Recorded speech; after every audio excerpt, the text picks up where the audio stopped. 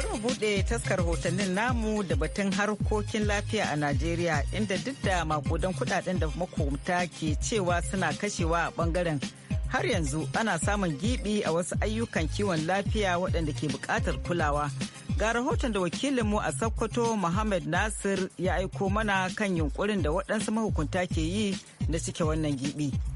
Bangaren kula da kiwon lafiya sashe ne da kasashen duniya ke baiwa kulawar gaske saboda muhimmancin da ake gare sa.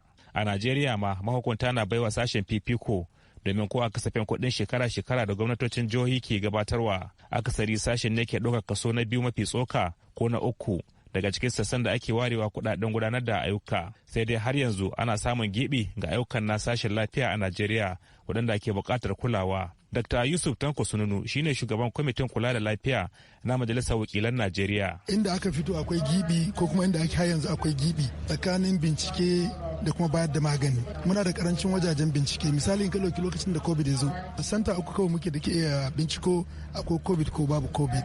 Kaga wannan gibi ne mai yawa. Amfanin bincike ga likita shine zai bashi ainihin abin da yake damuwan mara lafiya, shi kuma zai amfani da ilimin shi na kwarewansa ya ba da magani wanda yake daidai da rashin lafiyar da aka gano.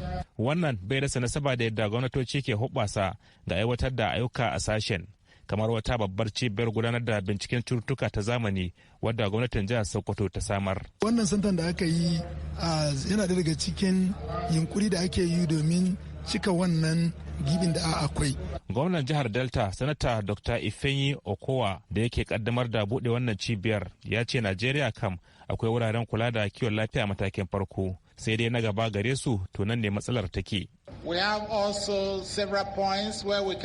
Haka ma akwai matsakaitan wuraren kula da kiwon lafiya, amma wasu lokuta ana shan wuya kamin a samu manyan wuraren kula da kiwon lafiya, kuma irin wuraren ne don uwana gwamnan ya samar a cikin jihar nan. To ko waɗannan ayyuka ne wannan cibiyar za ta gudanar?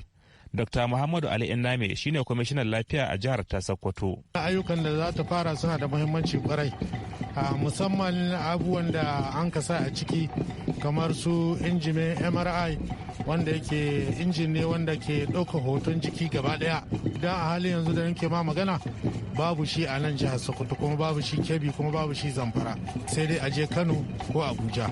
Sannan bancin shi akwai CT scan da kuma sauran injimuka da muka sa sabbi wanda akwai bukatar su a nan jihar Sokoto da kuma kewayenta. Wani abu da kan iya kawo babban tarnaki ga jama'ar da ake sa ran su amfana da wannan cibiyar shine samun ayyuka cikin rahusa, musamman bisa ga la'akari da yanayin tattalin arziki na jama'ar Najeriya. Akan haka ne gwamna Aminu Zaidu Tambol ya bayyana cewa za mu fito da wani asusun karo-karo tsakanin gwamnati da 'yan kasuwa da masu hannu da shuni, kowa ya bada tasa gudunmuwa a sauƙaƙa farashin ayyukan da cibiyar za ta samar ga matalauta. Da yake mahukunta na kan samar da wuraren kula da kiwon lafiyar al'ummomi a yankunan su daban-daban, abin jira a gani shine irin tasirin da wuraren kan iya yi, musamman wajen samar da ayyukan kiwon lafiya cikin sauƙi ga jama'a, wanda yana cikin ƙudurin da Majalisar Ɗinkin Duniya ke fatar cimma nan da zuwa shekara ta 2030. Muhammad Nasir, muryar Amurka daga Sokoto a Najeriya.